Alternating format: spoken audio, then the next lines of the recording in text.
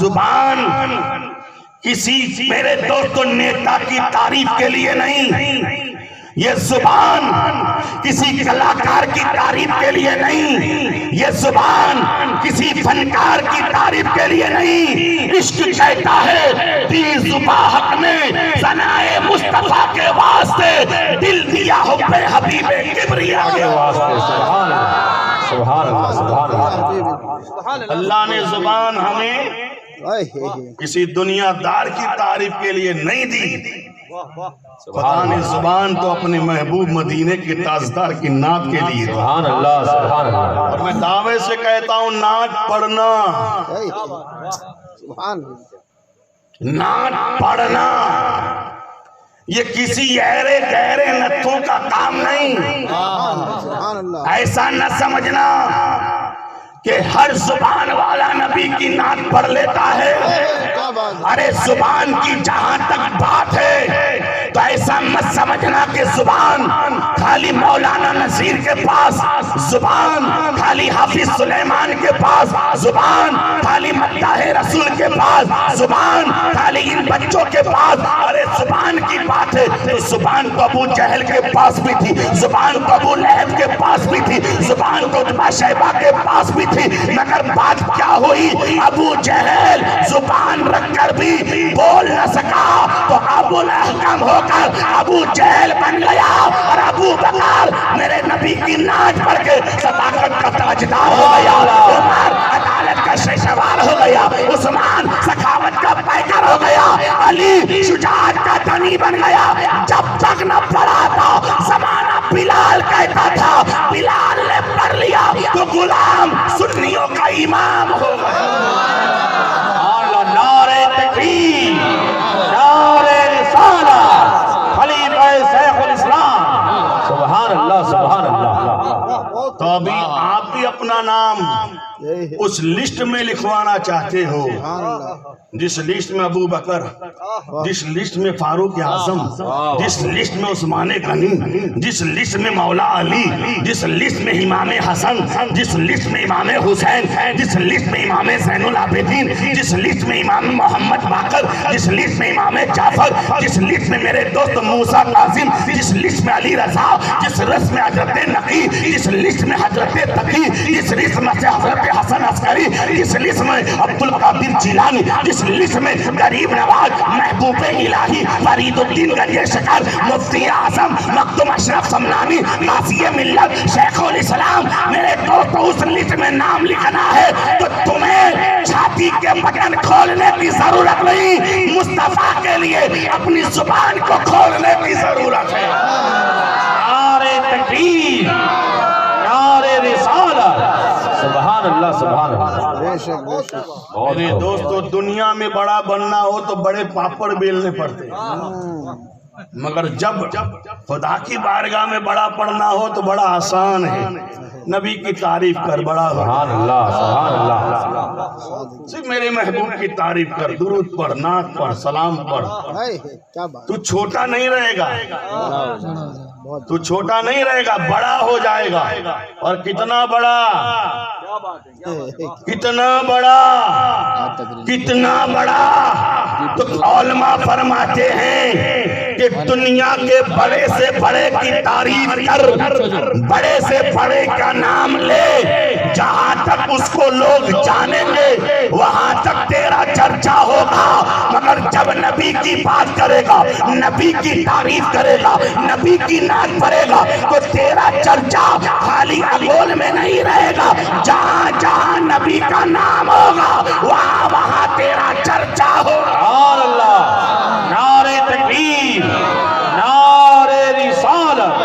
سبحان اللہ، سبحان اللہ۔ اور نبی کا نام کہاں ہے؟ نبی کا نام کہاں ہے؟ تو میرا عشق کہتا ہے جنت کی بہاروں میں نبی کا نام، حوروں کی پیشانیوں میں نبی کا نام، فرشتوں کی زبان پر نبی کا نام، جنت کے محلوں میں نبی کا نام، چاند کی چاندنی میں نبی کا نام، سورج کی روشنی میں نبی کا نام، ستاروں کی انجمن میں نبی کا نام، موجوں کی طغیانی میں نبی کا نام، سمندر کی سیلانی میں نبی کا نام، صدیق کی صداقت میں نبی کا نام، عمر کی عدالت میں نبی کا نام، عثمان کی سخاوت میں نبی کا نام، علی کی شجاعت میں نبی کا نام، حسن کی معیز امامت میں نبی کا نام، حسین کی شہادت میں نبی کا نام. حج تو یہ ہے بغداد میں غوث اعظم کی زبان پر نبی کا نام، اور اجمیر میں گنبد خواجہ میں مصطفیٰ کا نام.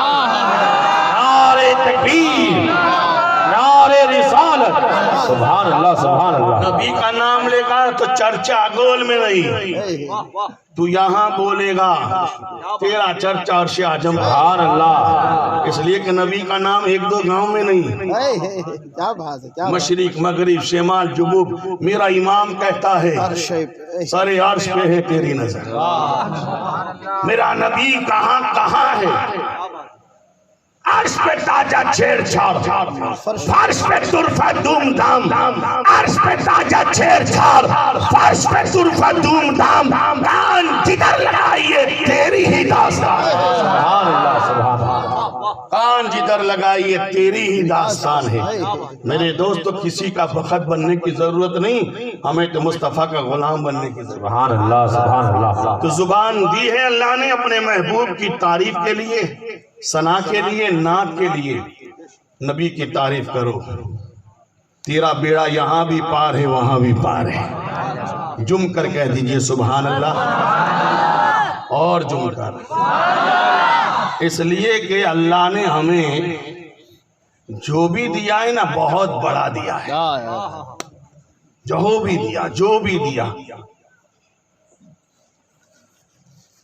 مثال کے طور پر اللہ نے دین دیا سارے دینوں سے. سبحان اللہ. ان الدین عند اللہ الاسلام. اللہ نے دین دیا تو دین اعظم.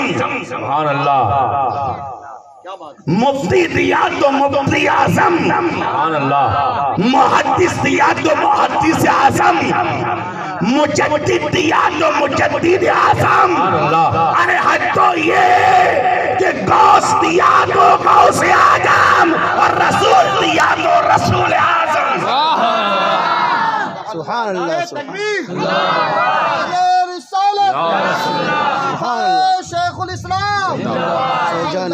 جب تک بکے نہ تھے کوئی پوچھتا نہ تھا، جب تک بکے نہ تھے کوئی پوچھتا نہ تھا، تم نے خرید کر ہمیں انمول کر. سبحان اللہ. مدینے کے بازار میں بکنے والے کی قیمت کم نہیں ہوتی. یہ دنیا کا بازار ہے جہاں چیز بکنے کے بعد اس کا دام کم ہو جاتا ہے. مثال کے طور پر آپ کتنا بھی اچھا موبائل لے لیں، کتنی بھی اچھی کمپنی کا لے لیں، کتنی بھی اچھی میرے دوستو کوالٹی کا لے لیں، دکان سے لے کر چلے 25,000 کا، اور جیسے ہی دکان سے باہر آئے 1 گھنٹہ نہیں ہوا بیچنا چاہیں گے تو کوئی 25 نہیں دے گا، کوئی کہے گا 22 دے دوں، 20 دے دوں، 19 دے دوں. کمپنی کتنی اعلیٰ تھی، کوالٹی کتنی اچھی تھی، مگر جہاں بکا قیمت گھٹ گئی، دام گھٹ گیا. ایک مصطفیٰ کا بازار ہے جہاں بکنے والوں کی قیمت گھٹتی نہیں ہے، بڑھتی چلی جاتی ہے، بڑھتی چلی جاتی ہے، بڑھتی چلی جاتی ہے. ارے کیسی قیمت بڑھی؟ جب تک نہ بکا تھا بلال چوٹی چٹائی پر نظر آتا تھا، اور جب نبی کے بازار میں بک گیا تو میرا بلال ڈھابے کی چھت پر نظر آ رہا ہے. نعرہ تکبیر، نعرہ رسالت. سبحان اللہ سبحان اللہ. جب تک بکے نہ تھے کوئی پوچھتا نہ تھا، تم نے خرید کر ہمیں انمول کر دیا. بڑے خوش نصیب ہیں آپ لوگ کہ آپ کا خریدار کوئی دنیا دار نہیں، مدینے کا تاجدار. سبحان اللہ. اس لیے جب بھی نبی کی بات آئے خاموش نہ بیٹھے. اگر آپ میں سے کسی ایک کا بھی بولنا قبول ہو گیا تو میرا ایمان کہتا ہے ہماری محفل قبول. اور جب محفل قبول تو جو بھی بیٹھا ہے اس کا بیڑا یہاں بھی پار ہے وہاں بھی پار. آج کی تقریر ذرا علمی ہوگی، سوچا نہیں تھا اسٹیج پر بیٹھ کر سوچا، مگر انشاءاللہ بڑی پیاری ہوگی، اصلاح بھی ہو جائے گی. میں بولوں گا آہستہ، آپ زور سے سننا. بولوں گا میں آہستہ آہستہ، مگر آپ زور سے سننا. اس لیے کہ آج کل موبائل اور ہینڈ فری کا استعمال کرتے کرتے لوگوں کی کان اتنے کمزور ہو گئے نا کہ امام کی بات تو سنو یا نہ سنو، آج تو ہمیں پیر کی بات بھی سنائی نہیں دیتی۔ اللہ ہم کو توفیق عمل بخشے۔ میں نے جس آیے کریمہ کو آپ حضرات کے سامنے عنوان خطاب بنایا، قرآن کہتا ہے یہ اس وقت کی بات ہے، اس زمانے کی بات ہے جس زمانے میں آمینہ کے لال عبداللہ کے لگتے جگر جناب احمد مصطفیٰ محمد عربی روح فدا صلی اللہ تعالی علیہ وسلم نے مکہ کی دھرتی پر اعلان نبوت فرمایا تھا۔ جوڑ سے بڑی سنجیدگی سے باتیں سماعت فرمائی۔ کس زمانے کی بات ہے؟ اس دور کی بات، اس زمانے کی بات جب میرا نبی اپنی امت کو سمجھا رہا تھا۔ آج جس طرح ہم آپ کو سمجھا رہے ہیں، اس زمانے میں سمجھانے والا نبی تھا، اور جس کو سمجھا رہے تھے وہ آپ کی طرح امت تھے۔ فرق اتنا ہے کہ آج سمجھانے والا آلِ رسول ہے، کل سمجھانے والا خود رسول ہے۔ اب سوچئے جب رسول سمجھائے تو قوم نہ سمجھے،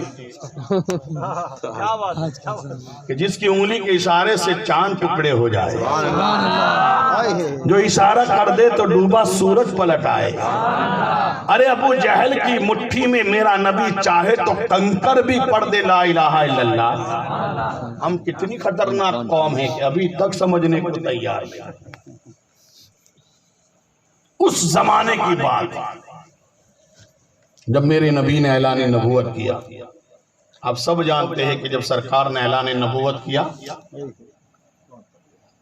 کچھ لوگوں نے مانا، کچھ لوگوں نے نہیں مانا۔ حالانکہ میں دعوے سے کہتا ہوں میرے نبی سے سچی بات کسی کی ہو ہی نہیں سکتی۔ میرے نبی سے کوئی سچا، اتنا سچا، اتنا سچا، اتنا سچا کہ جس کی سچائی کی باتیں مکہ کے کافر بھی بیان کرتے ہیں۔ ابو جہل، ابو لہب نہیں مانتا تھا نبی کو، مگر پھر بھی اس نے کبھی نبی کو جھوٹا نہیں کہا۔ جب میرے نبی نے کوہ صفا پر چڑھ کر مکہ والوں سے اعلان نبوت سے پہلے پوچھا تھا، بتاؤ کہ اگر میں یہ کہوں کہ پہاڑ کے پیچھے ایک بہت بڑا لشکر آپ پر حملہ کرنے کے لیے تیار ہے تو آپ میری باتوں کو مانیں گے؟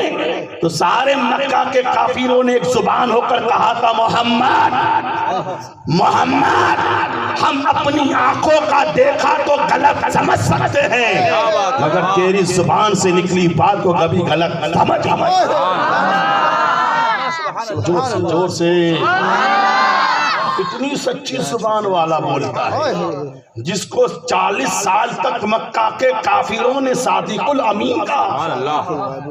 صادق کے معنی سچ بولنے والا، امین کے معنی امانت والا، اتنا پیارا سچائی والا کہ ابو لہب جس کو سچا کہے، عتبہ جس کو سچا کہے، میرے دوست ابو جہل جس کو سچا کہے، ارے دشمن خدا جس کو سچا کہے، اس کی سچائی کا عالم کیا ہوگا؟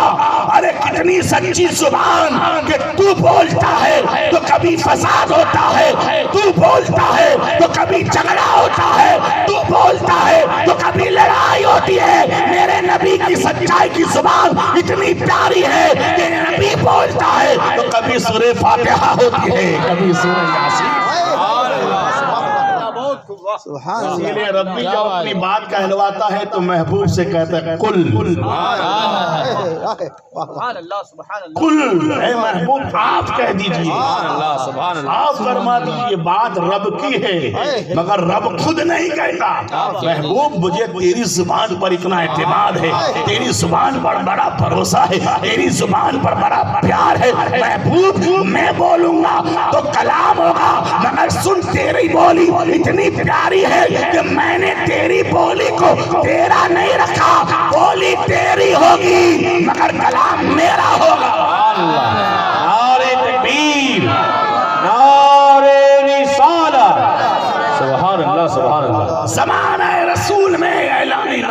بعد جب کچھ لوگوں نے مانا کچھ لوگوں نے نہیں مانا، میرے سرکار پھر بھی ہمت نہیں آ رہے، تبلیغ دین کرتے رہے اور مسلمان بڑھتے رہے۔